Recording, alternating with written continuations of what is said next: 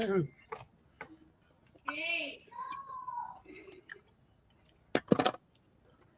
right, shalom, shalom to the hopeful elect of the nation of Israel.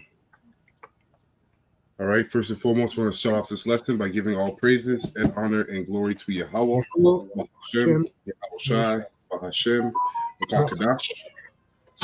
All the honors to the apostles, elders, bishops, the great millstone who rule well, and have taught us this word in truth and sincerity, and peace and mercy to the hopeful elect, starting with the 144,000. All right, and the rest is the 1/3. Okay. So in today's class, it's going to be another edition of Doomsday Prophecies. And as you see, the topics at hand that we'll be dealing with is no access to medicine soon, carbon tax, and MOTB. Okay, and all these topics, they relate within one. They relate with each other. Okay, in terms of the judgment of the day of the Lord, Jacob's trouble, and the MOTB, because all roads lead to the MOTB. Okay. So Malak, I know you got something queued up. You go ahead and open up with your precept. Going into the title, right, in the time of universal deceit and wickedness. Okay, the MOTB. It is here. Hey, we look forward to that time. All praises to Yahweh Shem Rashai. So I'm going to go to the book of Psalms, the second chapter. And if I may read from, I'm going to read from verse 8, simply put, and I'm going to read it, KJV. I'm just going to go straight. So from the KJV. So it says, ask of me, and I shall give thee the heathen for thine inheritance, and the uttermost part of the earth for thy possession. See, so lots there, but I'm not going to get into that. But we are in the uttermost part of the earth right now. Okay, and they're the inheritance. Okay, they're going to you heathens. You're going to be slaves. You're going to be put in order. Okay, and definitely the Lord says he's going to give us this, right? That's the point I want to get into. Verse 9 is one of the pointed verses as well. So Psalms 2 and 9, it says, thou shalt break them with a rod of iron. You see, going into Yahushai's rulership and his elect under him by default. But mainly, that rod of iron is going into his rulership and power, and literally, figuratively, domination. Man, he has the power. Okay, if I'm just going to say it this way: the divine power. I'm not going to say physical power. The divine power to rule, right? Starting with the scriptures. Okay, for us down here, so that we can understand. But more importantly, he's going to demonstrate this rod of iron rulership. And it says, thou shalt dash them in pieces like a potter's vessel. See? And this precept here links with a scripture. And I believe it's Isaiah. It talks about who is that come from Basra? Isaiah 63. Isaiah 63. All right. Going down to verse 12. It says, but be wise now, therefore, O you kings, be instructed, you judges on the earth. Again, going into starting with the Lord's elect that he set up, right? It's great encouragement in the spirit. Okay, they will be instructed. The spirit of prophecy will be upon them, right? Verse 11, and it says, serve the Lord with fear. You see? Yeah, so those who lead out will have the spirit of humility all upon them. Okay, because the Lord is going to give them, Yahweh Shem Yeshua is going to give them the spirit of fear. Okay, and rejoice. You see that? So rejoice again is going into praise, and with trembling that goes into this word when you see for reverent respect. Okay. All ties into the worship of praise. Okay, we're going to worship the Lord the proper way, with fear and trembling. Okay, In verse it says, Psalms 2 and 12, kiss the Son. You see, lest he be angry. Right? Going into, again, the mediator that our Heavenly Father has set up. Okay? They're going to follow doing him this work, wherever he goes, because yes, he is. You gotta worship Yahweh Shai. No, go ahead. Right? Kissing the Son is worshiping Yahweh Shai. And you can't just do lip service, you have to apply works. You have to walk in his footsteps. That's right. Beautiful. Simply put, straight. And it says, they kiss the Son, lest he be angry, and ye perish from the way. See? Hey, if you don't worship him, you guys are not going to make it. Okay? Simply put, when his wrath is kindled but a little, blessed are all they that put their trust in him, right? The ultimate lawyer of Israel, okay? The one that sits on the mercy seat, the Father's gift. Okay? Come on, that it? Yep, that's it. All right, so let's get into these clips here. So the first topic we're going to deal with at hand is no more medicine, no access to medicine soon. Wow.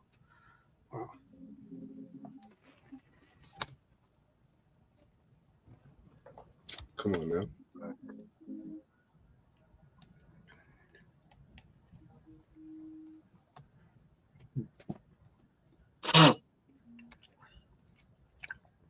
Okay.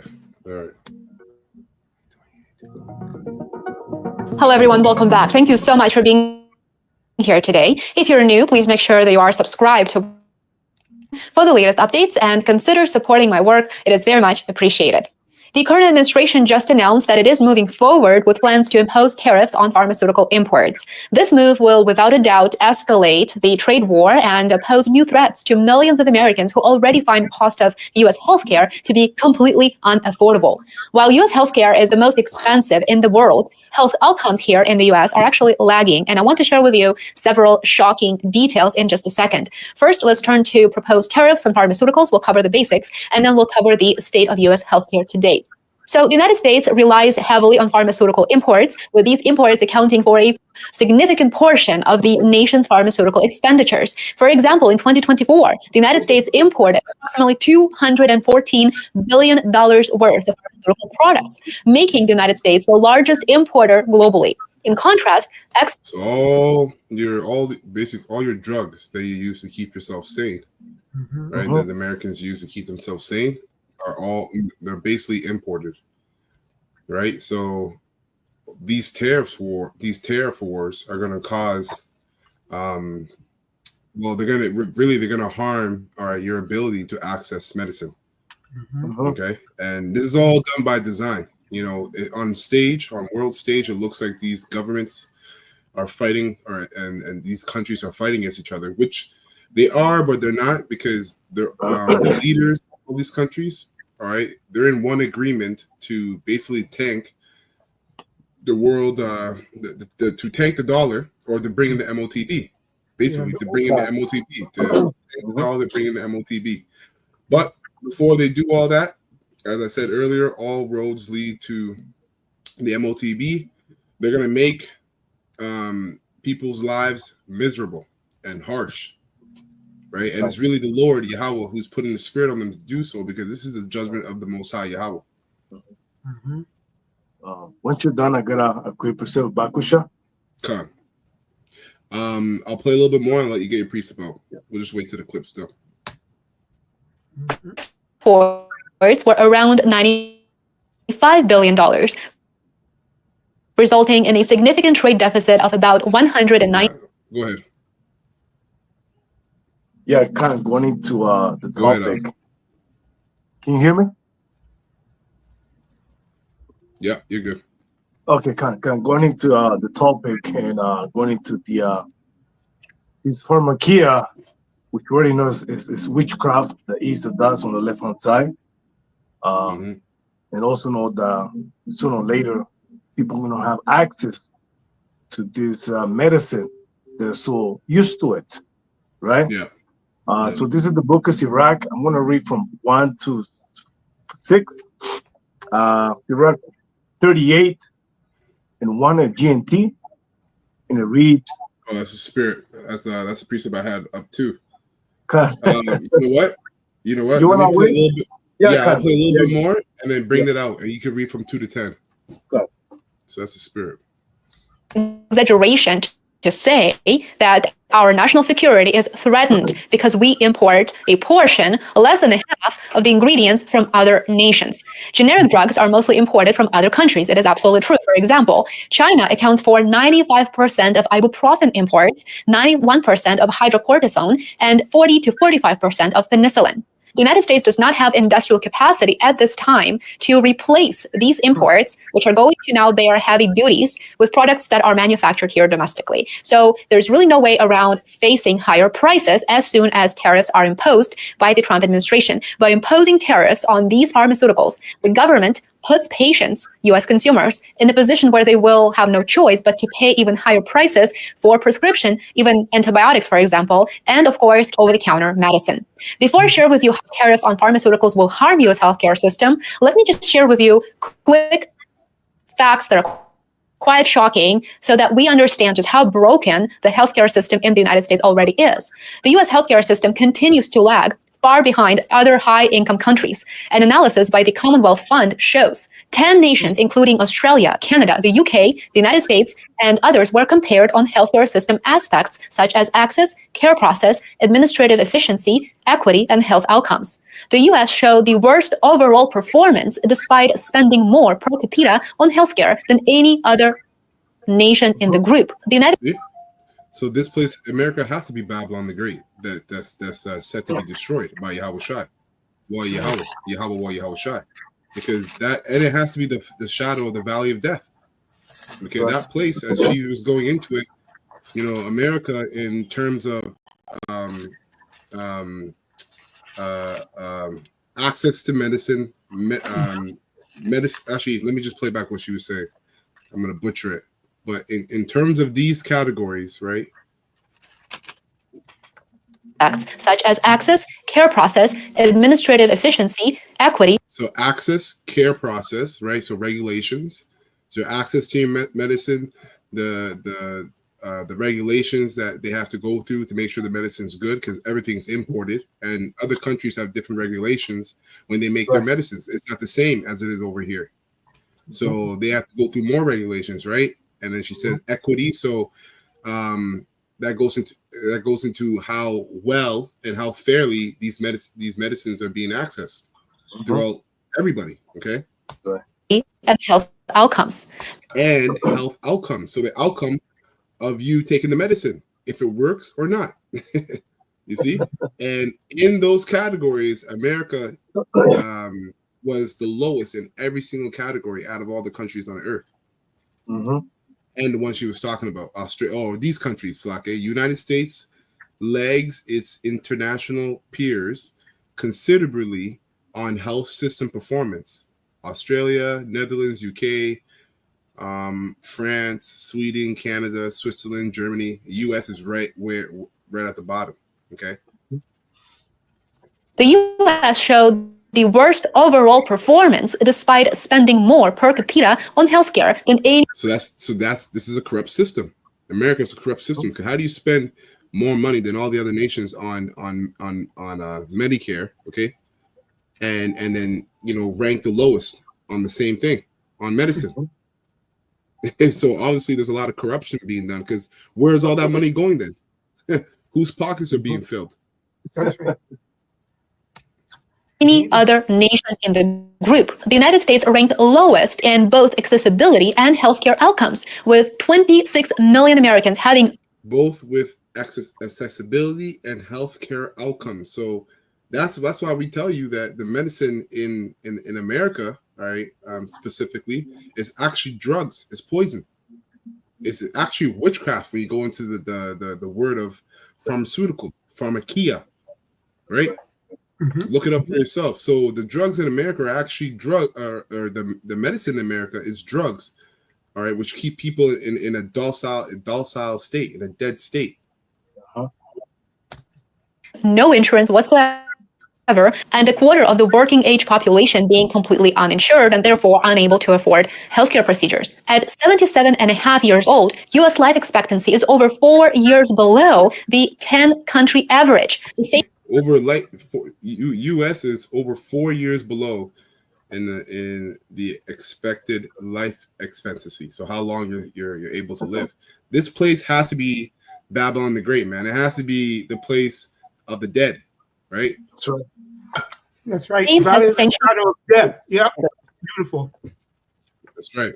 That's right. Valley of the shadow of death. That's right. Add to this tariffs on pharmaceuticals, and at the same time add tariffs on bare necessities, which of course increases the cost of living here in the United States. And what you'll have as a result, you'll have people barely surviving, trying to make ends meet as they are unable to pay for their medical appointments and medical procedures. Imposing tariffs on pharmaceutical imports can lead to higher drug costs for US consumers through several mechanisms. In this video, I will share 4 ways that you need to. So that's it on that. But hey, this is why we have to walk in the spirit in our everyday lives, man. This is what's coming down the pipe. Right. First and foremost. Ashar, that precept, you know what? You're better off getting it in the King James. I read it in the GMT. It wasn't too nice. Okay. Yeah. So this is the book of Sirach 38 and 1. Mhm. Just before it started, there's a big company that we all know. I don't want to say the name.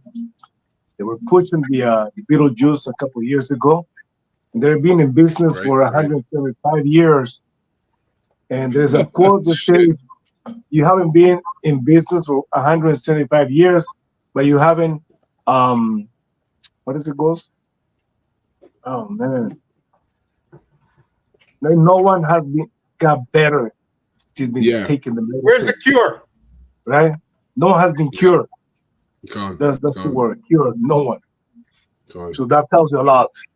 So let me read this. Sirach 38 and 1.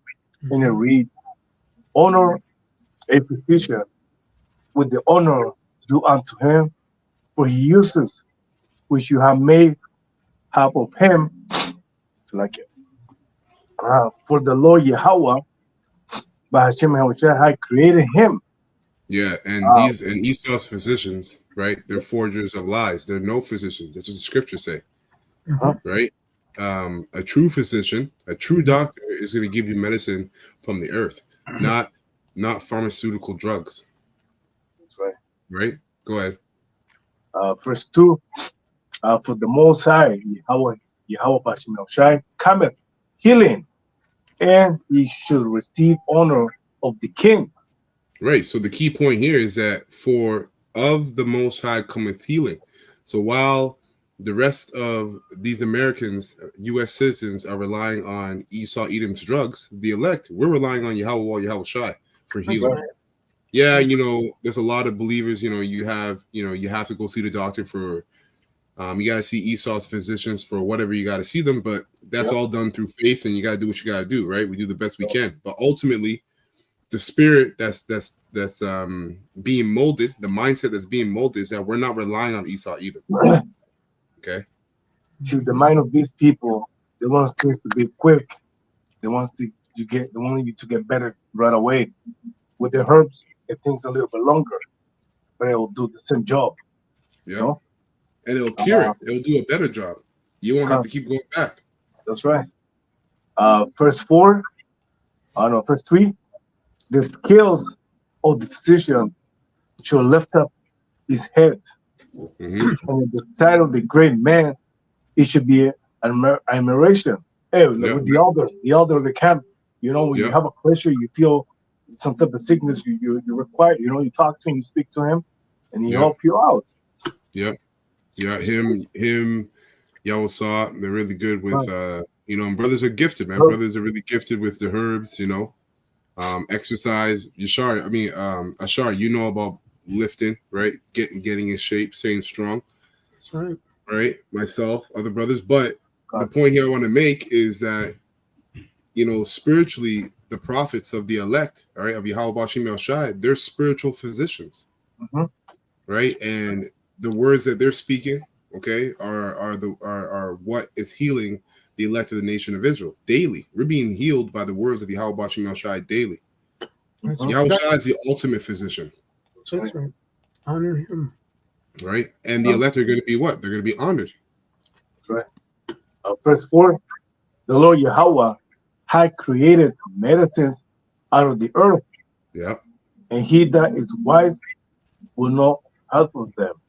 Abhor them, right? Which means to stay away from them. That's why we tell you believers, man, yo, fix up your diet. Starting with the apostles and elders on down, they've been speaking about fixing up your diet.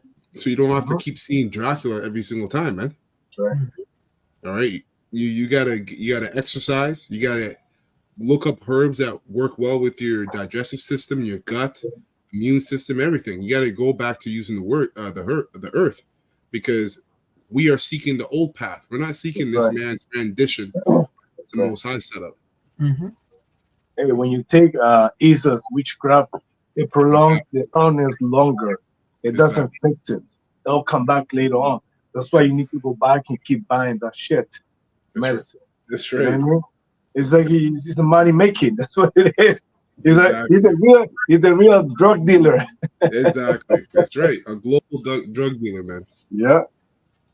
Verse 5, was not the water made sweet with wood, Right. that the virtue thereof might be known. Right. And that's going back to the wilderness, right? The water being made sweet, which means it was sour. That's a metaphor for that. It was contaminated. All right. It wasn't good to drink. You would get sick. But Moses, the Lord told Moses to use a bark of a certain tree, right? And if you put this tree or this bark into the water, it will clean it.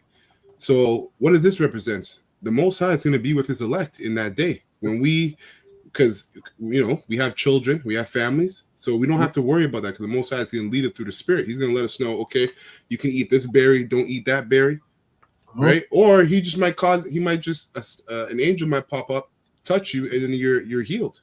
Good, yeah. Right. So many miracles. That's right. Many miracles for there's going to be many miracles for the elect. We don't have to worry about what's coming down the pipe. It's for the wicked. That's right. Verse 6, and he had given men skill that he might be honored in his marvelous work. 7, with such do he heal men and take away their pain. Right. Right. Yeah. Verse 7? Yeah, read it 8. Yeah. Read to 10. Read to 10. Verse 8, of such do the apothecary. Yeah, apothecary. Yeah. Apothecary make a confection, and of his work there is no end. And from him is peace over all the earth. Yep, right. That's just a righteous physician, man. Right, who deals with the herbs of the earth instead of drugs and pharmaceuticals. Right. Go ahead. Verse 9, my son, in thy sickness be not negligent. Right. But pray unto the Lord Yahweh, and he will make thee whole. You see, and that's the point, man.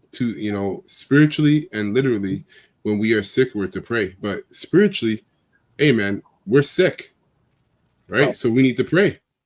You need to communicate with the Heavenly Father through His Son. Beautiful. Verse 10, leave it all from sin, and in order thy hands are right, and cleanse thy heart from all wickedness. Right. That's right. So that's ultimately what heals you, is you not rebelling against the Heavenly Father, man.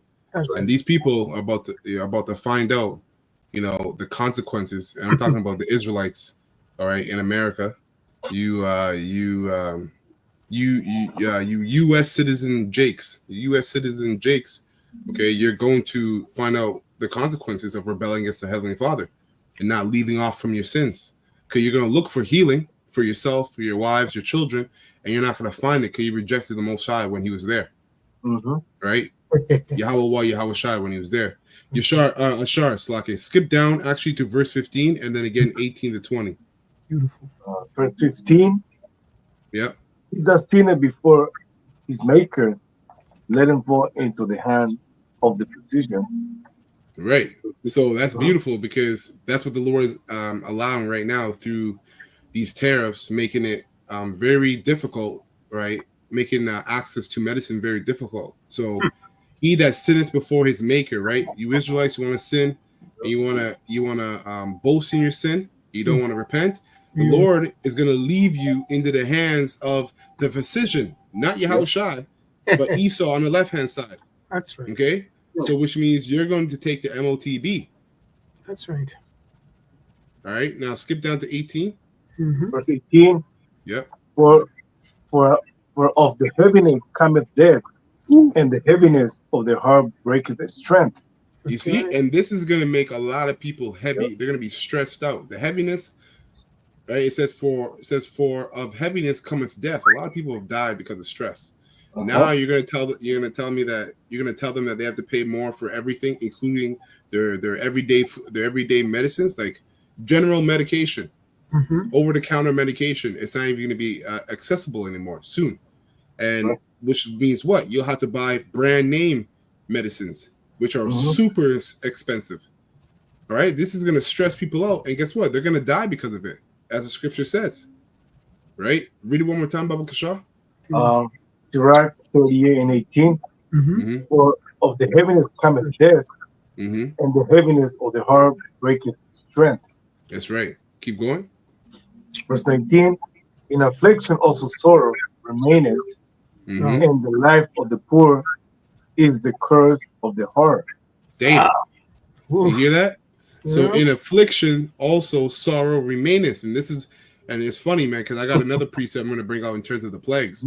Best believe, the Lord is going to bring pestilence, man, while there's a lack of access to medicine, which is going to cause you people to be afflicted in sorrow. Okay? And your children. This is serious business, man. This is why we come and prophesy every single day, week in and week out, to warn you Israelites that you have to get right with the Lord. Okay, because if you don't, hey, you're in some serious trouble. So it says, and the life of the poor is in the curse of the heart. So what really sucks? Because poor just means you're lacking. Okay, so what sucks the most about being poor is the mindset that you're in. It's the mind. That's why it's saying that. It's saying, and the life of the poor Mhm. is the curse of the mind, of the heart. So you people are gonna lose it, man. That's right. That's Okay. right. One more verse. Read 20. Verse 20, take no heaviness to heart, drive it away, and remember the last end. And that's a message to the elect. All right. We don't have to over. Yeah, we stress because we're in the flesh. Right. And we're striving, but we don't have to over stress about what the Lord is bringing down the pipe in terms of the judgment for the wicked, because that's what those judgments are for. They are for the wicked. They're not for the elect. The elect are going to be refined by these judgments, right? So drive it away and remember the last end. So forget about the stress and focus on the kingdom of heaven. That's right. That's right. Let me bring this out concerning the pestilence real quick, and then we'll move on to the next clip. Mhm.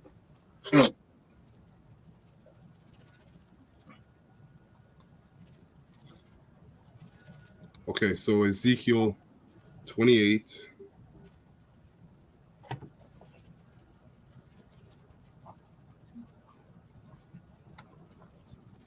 So Ezekiel 28 and 20. I'll read down to 24. So Ezekiel 28 and 20. Let me get this in the King James as well. All right, so, and look, it says Tyre's king overthrown, right? And America is likened to Tyre and Zidon, right?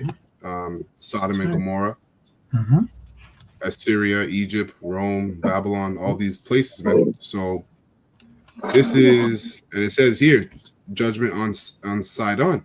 Okay, so Ezekiel 28. So we're applying this to America spiritually. Okay, so Ezekiel 28 and 20. Again, the word of the Lord Yahweh came unto me, saying, Son of man, set thy face against Zidon and prophesy against it, and say, Thus saith the Lord, Yahweh power, behold, I am against thee, O Zidon, and I will be glorified in the midst of thee.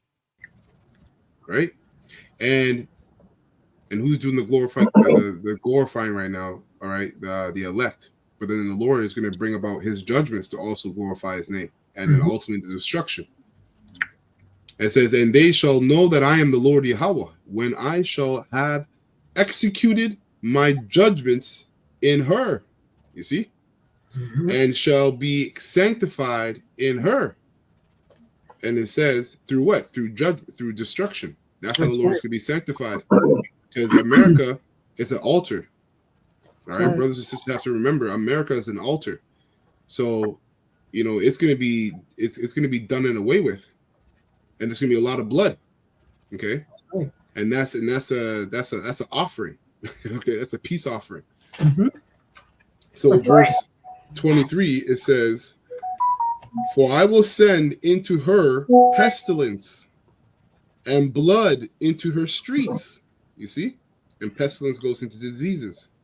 Right. So while there's no access or very, very limited access to medicine, the Most High is going to send a bunch of pestilence, man, and blood into her streets, and the wounded shall be judged in the midst of her by the sword, upon her on every side, and they shall know that I am the Lord Yahweh, and there shall be no more pricking briar onto the house of Israel, nor any grieving thorn of all that are round about them. And this is really talking about the elect, especially the elect right now. Yeah, you could apply it to the nation of Israel as a whole, because the Lord is going to basically turn these curses on the nations, from us and onto the nations.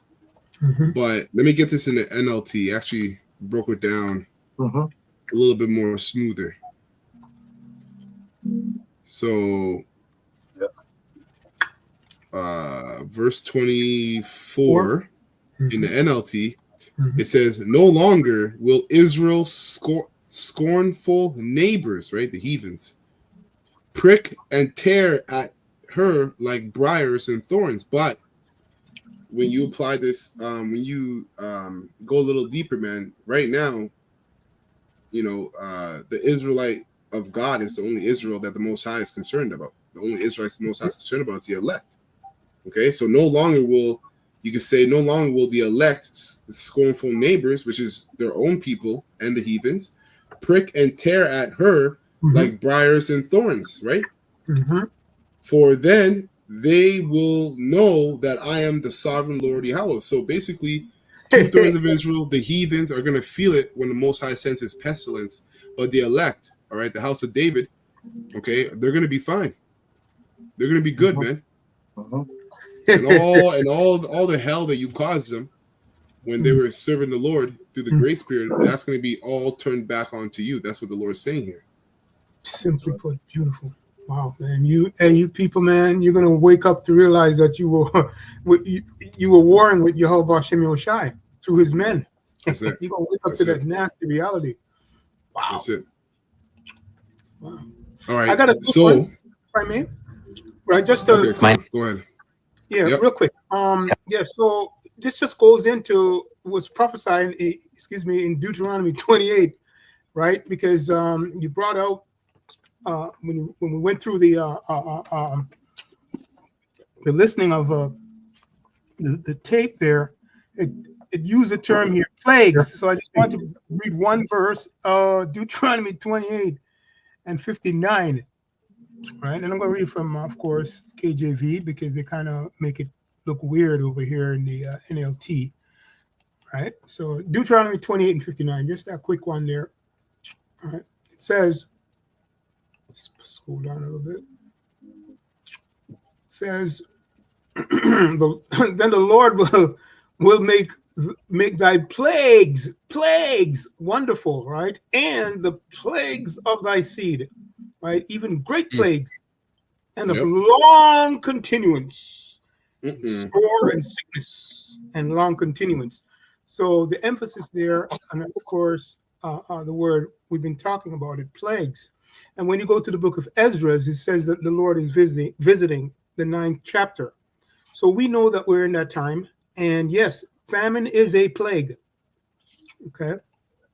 And diseases and so forth like that. And also not getting the proper medication. That's why in the spirit, the men spoke of that in regards to the true physician, right? Your spiritual health is first and foremost when it comes to these things, with the instructions from the Lord. So anyway, that's all I'm going to read for now. Okay, go ahead. That's it. Even like if I may say, even if you try to live healthy in this place, the air that we breathe, the water that we drink, you know, it polluted the air, the stuff that he spread in the air, you know. Like I experience for myself right now, the allergies right now, I mean, it hasn't even started yet, but I'm starting to like get in that feeling like, man, you can catch a break, but you know what I mean? Just get a break. Gone. And you have to, another thing too to remember is that, you know, really you can't live healthy. You can't live a healthy life in Esau's kingdom. It's impossible, actually. And you could even say everything we're doing is completely useless to live a healthy life, but it's not useless in the spirit. That's right. Everything we're doing is a demonstration that we believe in the words that the Lord spoke to us. Right? He told us to take care of our body. The body is your temple, to exercise, right? To eat good, right? And not to overindulge. So we do it out of faith. But in reality, man, you're not. You know, you wash yourself in your own piss, right? And you wash your food, your plates, your dishes in your own feces. There's everything is completely defiled, man. I bring this up. This person, Bakusha. Yeah. This is the book of 2 Ezra, chapter 16, and verse 17, and it reads, "Woe is me, woe is me. Who will deliver me in those days?" Going into the topic, going into what are these two or third? That's right. What these people are gonna do when Israel is gonna lock up this pharmakia, you know? They're gonna go like a madman. Hey, I can see it for myself. Like sometimes downtown, you see these drug addicts. They need that shit all the time. Yeah. You know, and when they don't get it, they go mad. Bro, they go to some crazy shit. You know what I mean? Exactly. I was just thinking that what you said. I was just thinking that what keeps them civil is the drugs. So when there's limited access to the drugs, they're not going to be civil. No.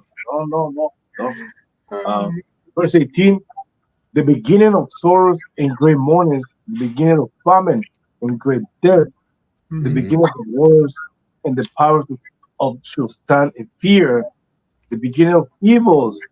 What should I do when these evils should come? Hey, there's a lot of people need to ask that question. What are you going to do in that day? You ain't going to call Jesus Christ. He ain't going to come and help you. You know, 911 is going to be ready for you. EMS is going to come and help you. You know? Yeah. Verse 19, the last one. Behold, famine and plague, tribulations and anguish are sent as a scourge for a madman. That's right.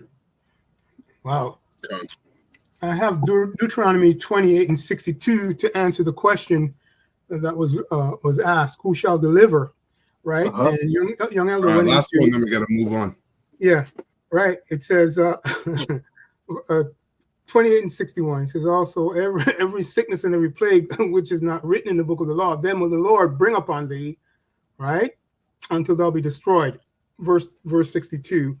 And you shall be left with few in number, whereas ye were as stars of the heaven for multitude, because thou wouldest not obey the voice of Jehovah Hashem Yahushua, your power. Right? So that's a result of if you reject the Lord, this is what's going to happen. Okay? So this is a serious thing. Right? But those diseases are going to cleave, simply put. But if you obey the voice, right, if you're set up to obey the voice, I'm going to say that in spirit and in truth, then there is results. That's how we get delivered. Anyway, that's it. because this whole place is upside down. Anyway, go ahead. That's all I got. Welcome everybody to today's show. While most people have been distracted by the tariffs and the stock market and some of the other nonsense that the mainstream media shoves down everyone's throats to keep them distracted, the majority of people are not paying attention to the global carbon tax that the United Nations just passed. Of course, this comes from the International Maritime Organization, a group of unelected individuals who are a tentacle of the United Nations that have decided to pass this carbon tax on shipping. And this is the beginning of the normalization of a global carbon tax, something we have been talking about going back to the propaganda they would put out in the 60s and 70s about global cooling and global warming. Well, they've gotten to a point now where they've dumbed down society so much so that they're going to move forward with this. And people, obviously, after what occurred in 2020 and 2021, should be looking at these people and calling on mass arrest, whether it's a citizen's arrest or not. These people. So as you see, global carbon tax on shipping may hike U.S. costs. So on top of tariffs being placed on pharmaceutical drugs, hey, all these videos, fair use, and we are not making any. We're not giving any medical advice. This is not medical advice. All right, we're just reading the scriptures, and we're not making any money from these videos. None of the channels on this panel are making any money from these videos. Just educational purposes only. But as I was saying, with those tariffs on the medicine, on the pharmaceutical drugs, and then you have this carbon tax on top of that, it's going to be super expensive. So you see how it all lines up with one another, man. Mm-hmm. Who are responsible for killing so many people a couple of years ago, who talked so many people into doing something they shouldn't have done, took no responsibility for it, cost people their jobs, cost people their lives, and cost a lot of people their sanity. Continue to operate on a massive scale without any repercussions. And now they're moving forward with what really Agenda 2030 is all about. And that is the carbon tax. This doesn't just tax you financially, it taxes you based on your behavior. And that's what they care about most. Dictating where you go, what you could do, what you can buy, how you can live, how much electricity you can use. That's what this is about. And this entire thing, which is framed. And remember, all these nations that Trump put a tariff on, they're lining up, supposedly, this is from his mouth, they're lining up, asking for negotiations in terms of the tariffs. Mm-hmm. So we'll see, right? But they could come out with a global carbon tax where they all agree to have one tax, right, among one another. And like he said, this tax won't really be a tax on particularly your spending, but it's going to be a tax on your livelihood, how much steps you take, how much shits you take a day, how much showers you have, when you go grocery shopping, how much grocery shopping you do, so on and so forth, and then your behavior. So this is where Esau Edom is basically transitioning with the rest of the world, right? The leaders of the world transitioning into the MOTB and their ultimate idea of being like the Most High. Mm-hmm. As a climate initiative would funnel billions of dollars to the United Nations. And who would be fronting the bill? All of us will be fronting the bill. It's really a backdoor tax that nobody's going to be paying attention to because they don't even understand what climate change or the carbon tax is in the first place. This is a global wealth transfer. And I'm going to play for you this clip. You can see how smug and arrogant these people are, if you want to even call them people. Here is Arsenio Dominguez, who is the Secretary General of the IMO. And I want you to keep in mind, he says, I'm going to say trying because nobody is going to bring us down. These are people who are going to dictate the price of goods, who are going to pretty much funnel money out of the middle class back into the pockets of these global elites, if you want to call them that, into the United Nations and other organizations like this, without these people ever being elected in the first place. He openly says with a smug look in his face that no one is going to bring us down, despite what these people have done over the last couple of years, despite the fact that they've openly done simulations. Well, that's the pride of their heart. Okay, that's what this guy doesn't understand, is that this is how this devil works, man. These guys, they have a pride. Read Psalms 2. Psalms 2, Psalms the second chapter on down. It tells you that they're you know what? Let me get that in one more real quick. Mm-hmm. Okay. Mm-hmm. These devils, man, they boast because they got those the world in their hands. So Psalms 2:1, it says, why are the nations so angry? In the NLT, why do they waste their time with futile plans? You see, right? The kings of the earth prepare for battle, and the rulers plot together against the Lord Yahweh and against his anointed one. Right? It says, let us break their chains. They cry, free ourselves from slavery to Yahweh. And this is why you're seeing what that means is they want to do away with how the Most High told us to live on earth. Okay, starting with the Israelites. So they want to do away with that. So what they're doing is they're recreating, all right, they're recreating life, all right, on earth in their image, in his image. So he's trying to be like the Most High. But the ones who rules in heaven, the one who rules in heaven laughs. In heaven laughs. The Lord Yahweh Bashim Shai scoffs at them. And right now he's doing that with men, whether you believe it or not. We scoff at you devils, man, and you so-called global elites, okay? Because you're really the scum of the earth, disguised as the elites, because the Most High gave you that power for the sake of prophecy, all right? Then in anger, he rebukes them, terrifying them with his fierce fury, okay? Now, one more, just, to back up the point of the pride of these people, right? And how this is all prophesied in the Bible. So this is 2 Kings 19. Beautiful.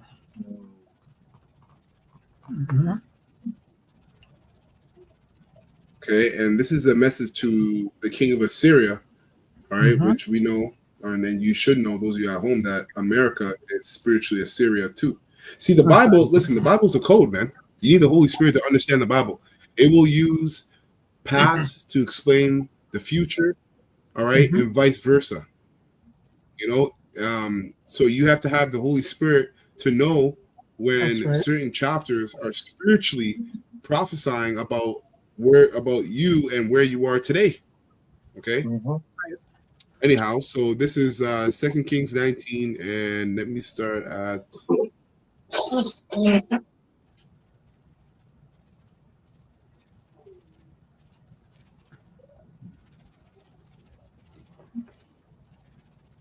I'll start at 20. I'll start at 20. So 2 Kings 19 and 20 in NLT, right? So it says, then Isaiah, son of Amos, sent this message to Hezekiah. This is what the Lord Yahweh, the power of Israel, says. I have heard your prayer about King Sennacherib of Assyria, right? And the Lord, and this is just before the Assyrians took the northern tribe, right, out of their land and put them in Assyria. Okay, so it says, and the Lord Yahweh has spoken this word against him. The virgin daughter of Zion despises you and laughs at you. That's the elect. That's what we're doing right now. Okay, you think you have it in the bag, but you really don't, and we're laughing at you. Your heart. Then the daughter, yep, that's right. Then the daughter of Jerusalem shakes her head in derision as you flee. Okay. And this basically, these nations and all their military, the world military might is going to flee when they see Yahushua. It says they'll be scared and thus fight. So actually, you don't get a choice to flee. You're going to have to fight, even though you're afraid. So verse 22, it says, whom have you been defying and ridiculing? Against whom did you raise your voice? And at whom did you look with such haughty eyes? It was the Holy One of Israel.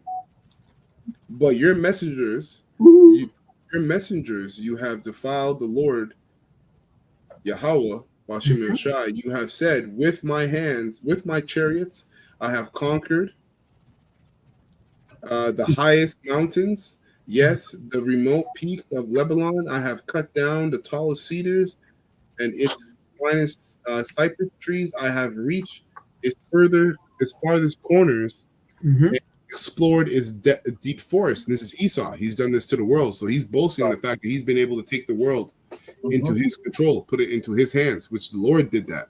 Okay. Right. I have dug wells in many foreign lands, and refresh myself with their water, right? Tributaries. With the sole of my foot, I stooped up all the rivers of Egypt. But have you not heard? And this is Esau. Like Esau starts civil wars and world wars in other countries. Okay, so he's been given great power.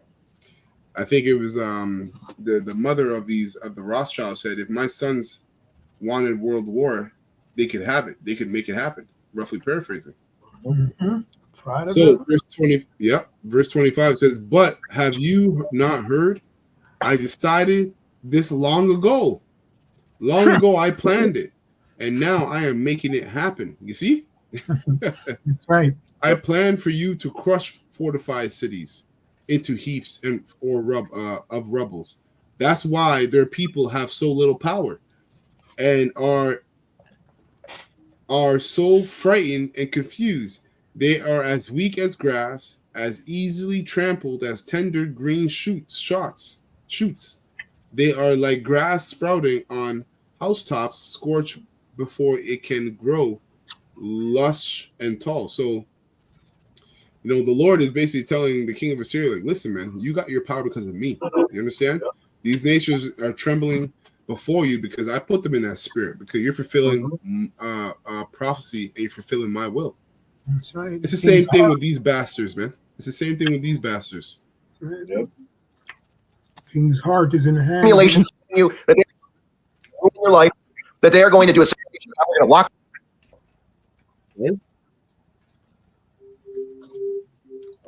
you inside for a couple of years, doing simulations on what the food shortage crisis is going to look like, because that's what's going to come of this carbon tax. You might not think it yet, because you might say, well, we grow most of our food here in America.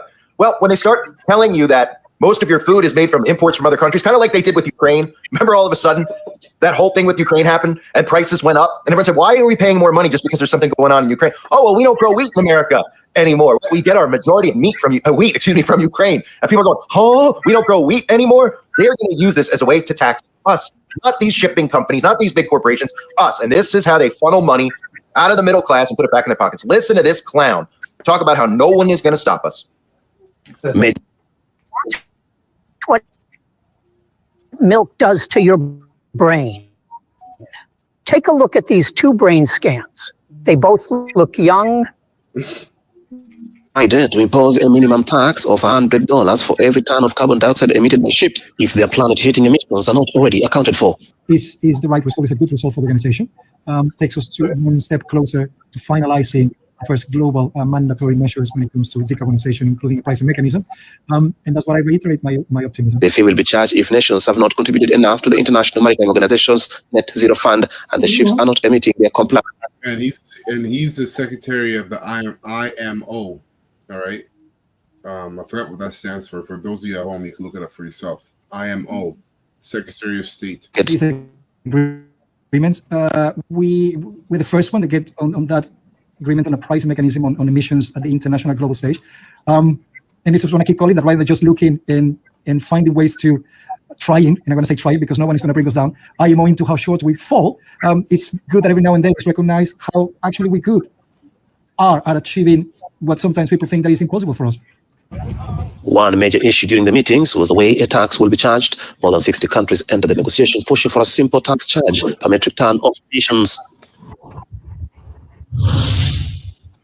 Con, the brother put it up. It stands for International Maritime Organization, the water, RER 144 Palau.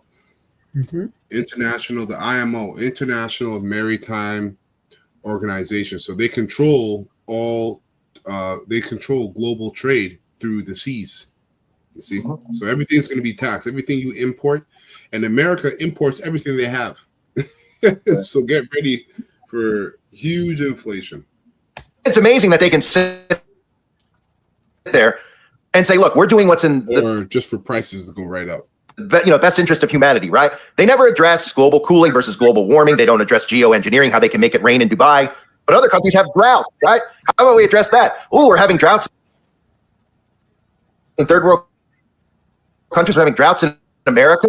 Or you can make it rain in Dubai by cloud seeding because it's actually real, right? Well, we don't want to stop the droughts. Why would we want to do that when our plan is to starve you to death? Because remember, just like their hero, Henry Kissinger, they call him a war criminal. He supply controls the people. Who controls the energy can control whole continents. Who controls money can control the world. Well, that's all three happening at once, because this will give them more control over the food supply chain. It'll give them more control over energy, as far as how much energy you're allowed to use and consume. And of course, who controls the money? Because we're going to see a massive transfer of wealth. And when we talk about simulations like Event 201, some of you may not have seen this one, but they actually did a food chain reaction simulation in 2015 where they talked about just. Yep. So that's it on that. You know, you can watch these clips for yourselves. The rest of them at home afterwards. But I'm going to get this precept here, Revelation 17. And we always bring this out because this is constantly happening. Okay. That's right. So Revelation 17 and let me get this in the King James. Revelation 17 and 11. It reads, I'll read down to 13. And the beast that was, right, and is not, which is the Roman Empire, okay?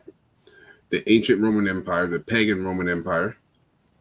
Even he is the eighth, right? And the eighth empire is America.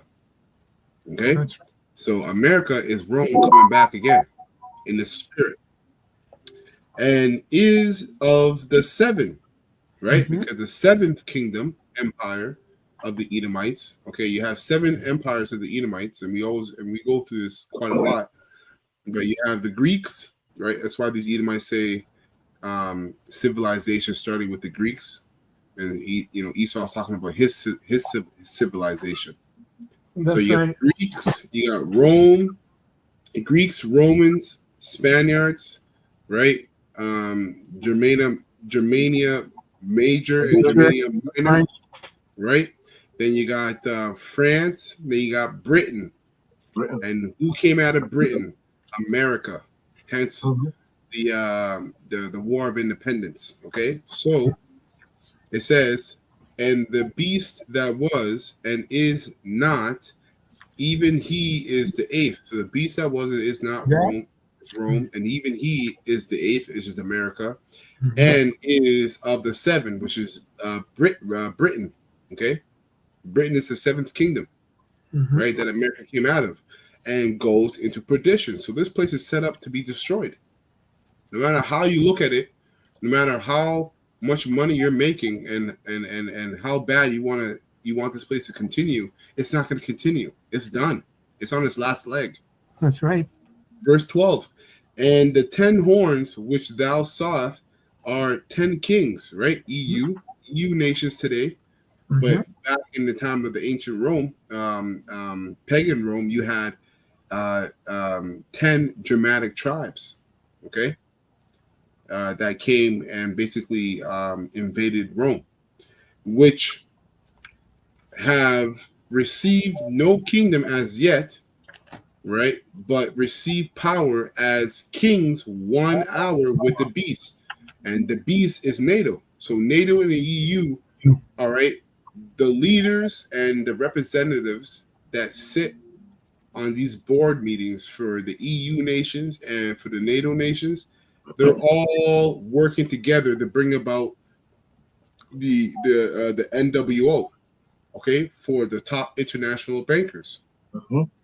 Okay. Verse 13. These have one mind, okay, one agreement, and shall give their power and strength onto the beast. And this is basically what this, if they go this route with the carbon tax, that's all it is. Okay. That's what you see playing out. Verse 15, last verse, or 17. It says, for Yahweh, Ba'Shem Yashah, hath put it in their hearts to fulfill his will, and to agree and to give their kingdom unto the beast, right?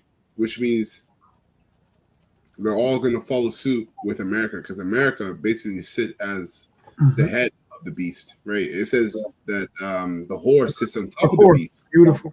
Yeah. Right, which is America. So America is the head honcho when it comes to all the nations in NATO and all the nations in the EU. That's right. Okay. So whatever happens in America or whatever America does, they're going to follow suit. until the words of Yahweh Bashim El Shad shall be fulfilled. That's right. Exactly. So that's it for me. Beautiful. Oh, you know what? Go ahead. You got some. I got one more real quick. Oh, were you going to read verse 4? Just that dirty woman, right? That rides the beast. I was gonna read that. If you want to read that, go ahead.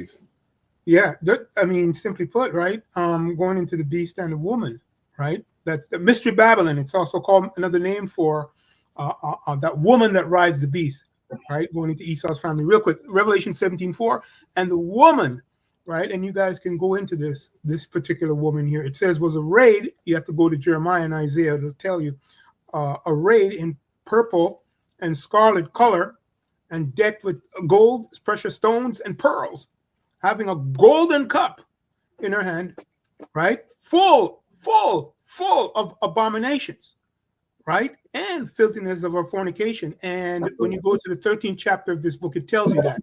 I'm not going to go there. The first verse, it tells you this when it's breaking down that beast with 7 heads and 10 horns, right? But this is the woman that that a lot of people fall in love with. All right, so that's it. I'm not going to go too far, right?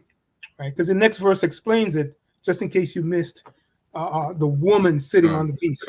Yeah, go ahead.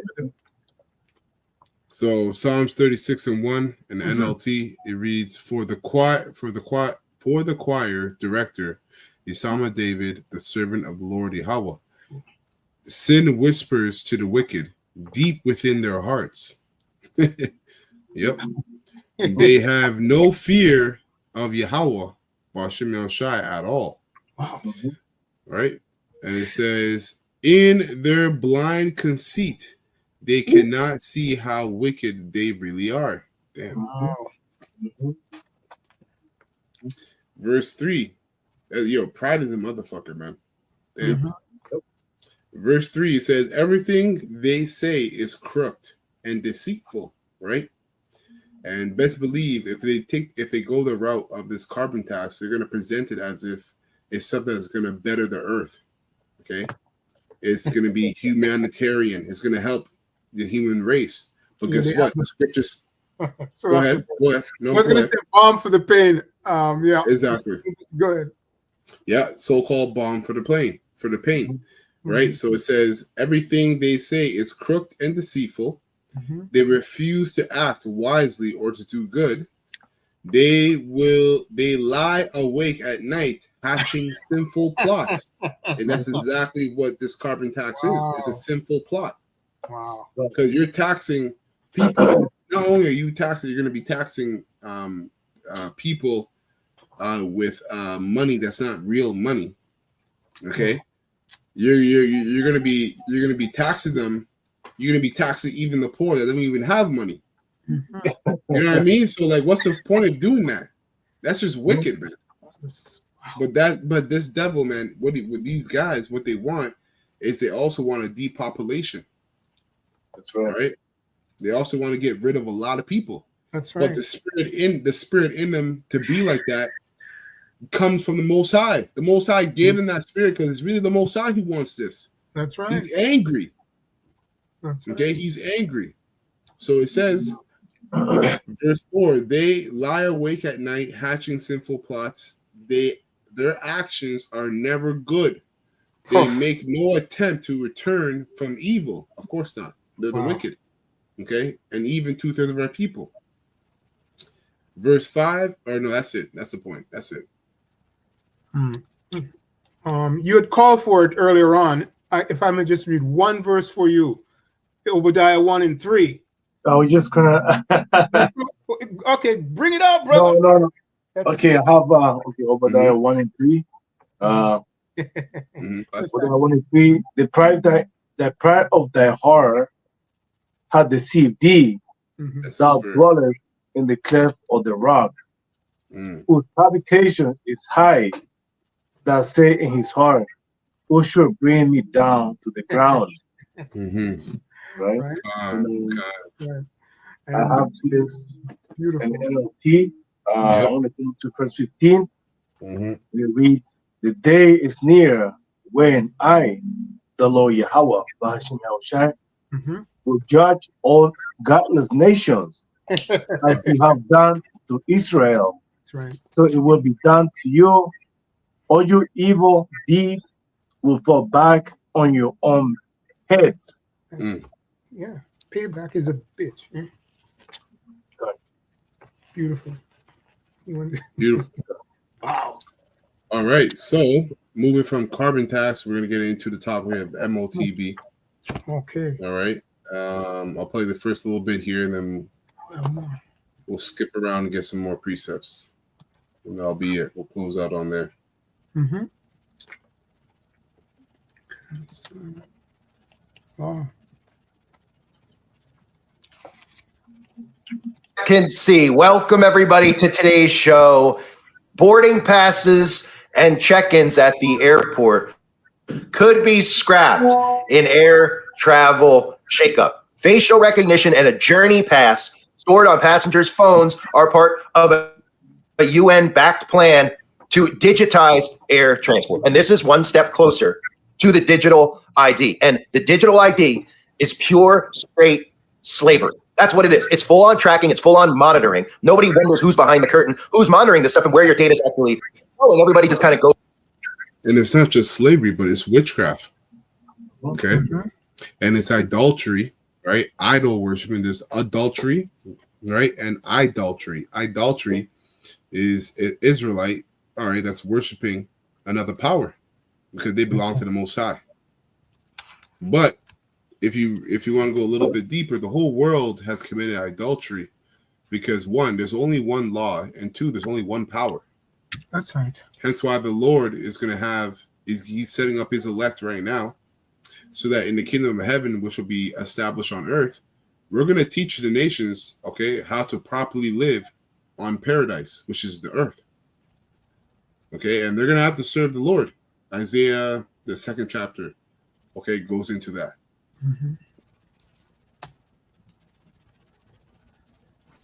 Goes along with the flow. Oh, it sounds easier. Shorter lines at the airport, right? Ooh, I can do everything on my phone. What about people who don't have a phone? Well, there's nobody out there that doesn't have a phone, right? And if you don't have a phone, something's wrong with you. And again, this is giving all control over to Big Brother. You heard the keywords there of who's responsible for it. The United Nations. And if you didn't see the video I just did recently on the UN, the magician of the high. So we're going to skip up ahead here.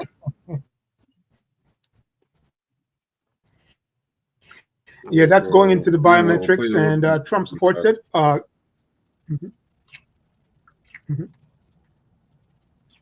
Credential will be created, or you could use your smartphone.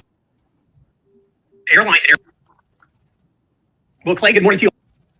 Is already after a face scan.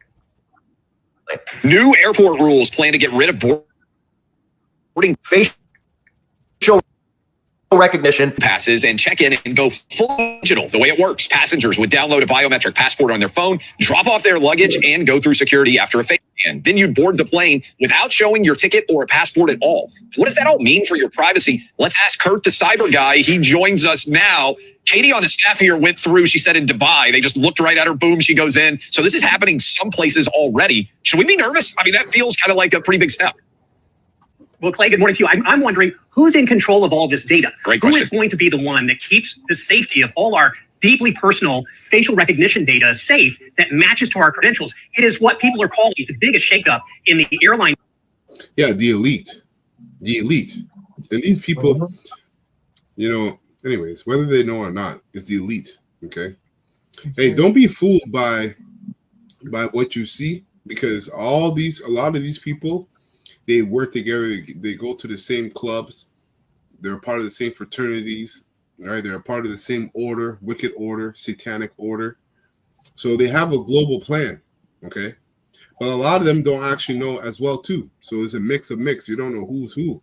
But we know that we know prophecy. Okay. Which gives us, you know, the eyes to see to this man's confusion. Okay. It's going to be the elites are going to have all that information because they're the ones who want to play, who are trying to play God, trying to play, you know, be the Most High, Yahweh. Industry in at least 50 years, airlines and airports going away over the next 3 years with the check-in process as scanning a boarding pass. That'll all go away. A biometric digital travel credential will be created, or you could use your smartphone. It's going to show your face to a scanner when you enter the airport, and boom, you're in, just like Clay was saying. And this is, this digital travel credential will carry everything. It'll have your passport on it. It'll have your driver's license on it. It'll have your ticket on it. And it'll also understand your flight information to know if you're in the right place at the right time. Well, this is expected to radically shorten the amount of time you need at the airport. But again, a lot of questions about who's going to be in control of this data. We already know that all they're telling us, Clay, is that as far as what you and I scan in, that when we go to the airport and we scan our faces, that within 15 seconds, our data is going to be wiped from that reader. But what about on the other end? Who's controlling all of that? There are a lot of unanswered questions here. Kurt, I also expect, because every single day it seems like I open up a news app. Excited about that. And data has leaked. You're saying that would be scrubbed in 15 seconds. I think a lot of people out there watching are asking the question, really? Because it feels inevitable that all of this highly sensitive data would at some point get scrubbed, get taken, get scanned, and end up in the wrong hands. Am I crazy for this to worry about it? I don't think so. Well, the world has been really bad at tracking all of this stuff, Clay. I think you're right. And the fact is, I don't know who's been determined. Yep. It froze a little. Technology. Oh, we're moving away from this because they tell them that everything's faster. They don't tell them about the man behind the curtain and who you're giving. What do people expect them to try to tell? They're going to try to convince you of this stuff. That's the point of the media. They're going to try to program you, manufacture you into accepting this crap. So they say there's the reservation system. When check-in's open, makes a handshake, delivery system, and says, here are my reservations. You can now deliver them. In the future, it'll be far more continuous, and the journey pass will be dynamic. Now, this all ties into what's coming with the digital ID, right? The UN openly has their digital ID that they tell you is for their employees. Oh, life's so easy and everything's wonderful with our digital ID. The purpose of the digital ID is full-on control. And when the digital ID is in place, what comes next is your social credit score. That's right, because you've been trained for that as well, as I've exposed many times over the years. Life in China, right? You have been trained into that and trained into compliance with things like your actual credit score, making people care about what's my credit score? Let me get Experian. I better do better next month so I have a higher credit score. Well, this is about behavioral control. And of course, if you don't comply with that, you'll be locked out of the system like this guy in China was. A good score brings benefits. With low scores, lose rights. The cinema names and shames people considered untrustworthy, plastering their details, even their... Klaus Schwab said a couple years ago that basically the way China runs the world is how they want the world to run. So this is coming to a home near us, okay? All of us. Their addresses across big screens. Names and shames people considered untrustworthy, plastering their details, even their addresses across big screens. It's a matter of principle. Those people have to be condemned.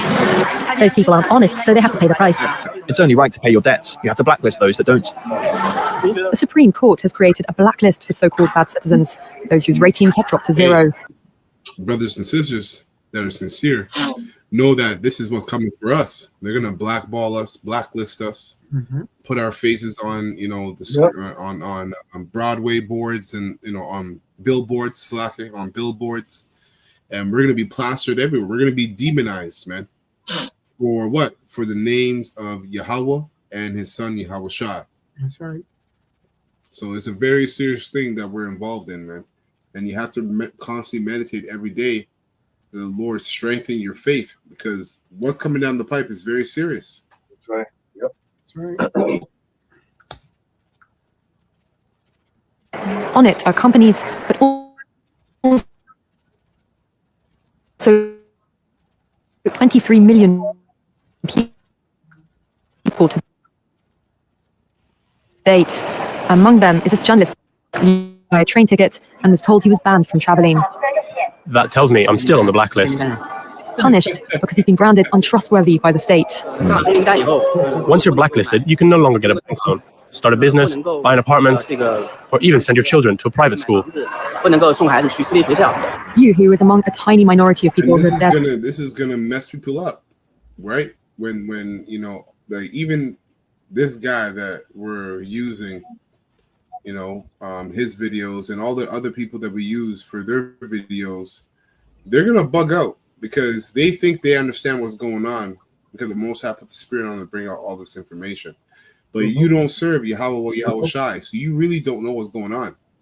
So guess what? You're gonna cave in this. Criticize the system. When you're blackballed and blacklisted for all the information you brought out, and your kids need to eat, guess what? You're gonna succumb to this man's system. Okay, so that's why it's very important for us to get in a mindset of not relying on the comforts of this world, of this empire, man. That's right. Okay, when the Most High decides to put you, when Yahweh Shem Shai puts you through a trial where you're lacking, as the scriptures say, when you are reduced to a lower state, don't go left or don't go right. Be patient upon the Lord. Don't try to save yourself out of situations that the Most High put you in.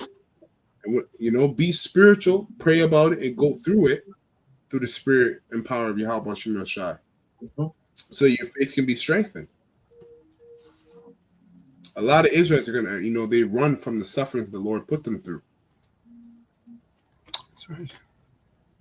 Which some are calling a digital dictatorship. I worry because I think many people like me will be deprived of individual freedoms, and all of us will live with restrictions of one kind or another. So that's the goal. Hey, that's whatever for us, man. We've already been living with restrictions with this truth. That's right. That's right. So, hey, we're good. We're good. Of total control, and it only comes in digitally. It takes freedoms away, like currency. You have to use their currency, which is all digital. It forces you into the technology, and eventually the smartphone becomes obsolete, right? That's what they don't tell you, but I try to tell you this every day, okay? That Nokia, Elon Musk, all these tech giants are openly telling you that the smartphone is going to be obsolete by 2030, okay? And again, it doesn't mean we're going back to the Little House on the Prairie days. They say it's going to be obsolete because people will be using brain-computer interfaces, which is Neuralink, okay? That's what it means. So if you're not on board and you don't move forward with the tech, you get phased out, which is why when you think about the Bible, talking about you won't be able to buy or sell without it, well, it sounds a lot like that, doesn't it? Because when they say, well, everything has to be done on the phone, and then they go, well, we're getting rid of the phone, it's got to be in your body, right?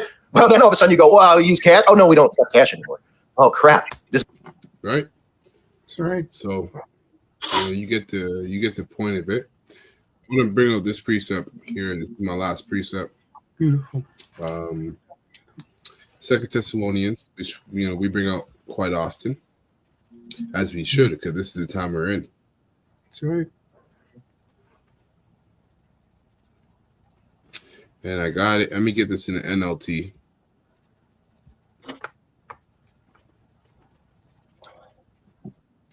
All right, so I will start at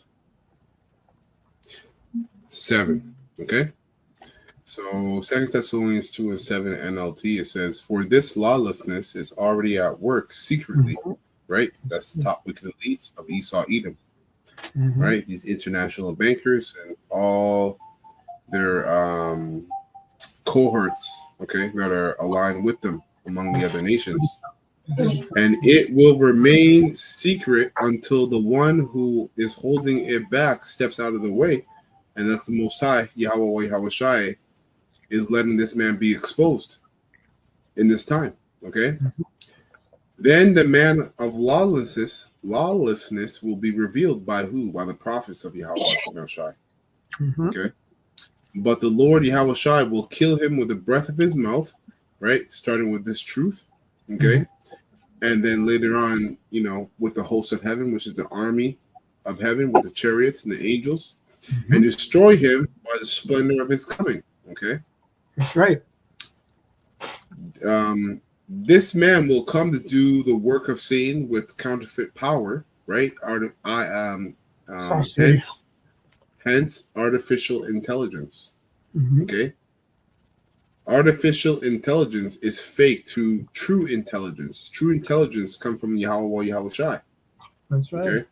So this man will come to do the work of Satan with counterfeit power and signs and miracles, right? So his technology. He will use every kind of deception to fool those on their way to destruction. Damn. So the only ones Esau is going to be able to fool are the ones that are not the elect. Because they refuse to love and accept the truth that would save them.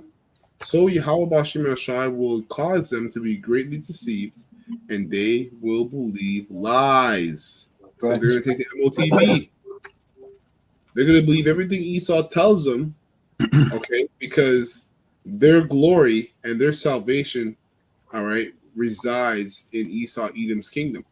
Why? Because they've been worshiping the beast. That's right. Then, verse 12, then they will be confounded for enjoying evil rather than believing the truth.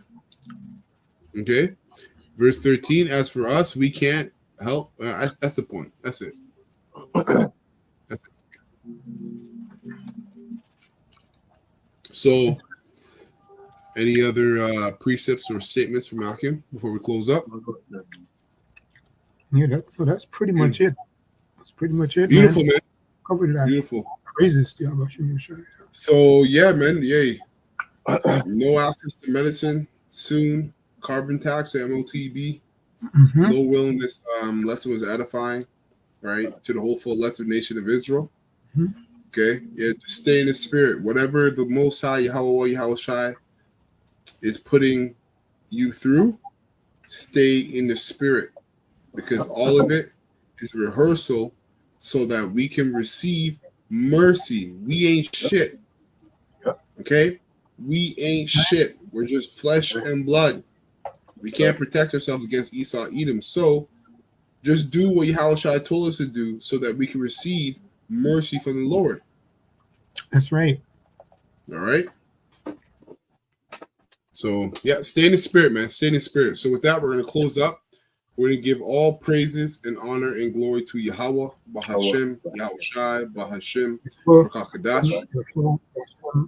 Double honors to the apostles and the elders and the bishops of Great Millstone who rule well and have taught us this word in truth and sincerity. Peace and mercy to the hopeful elect, all right, and as well as the 1/3, all right, the rest of the 1/3 that sincerely believe.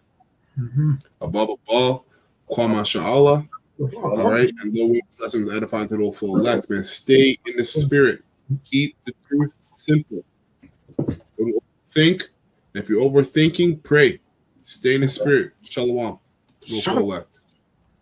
Hopeful elect.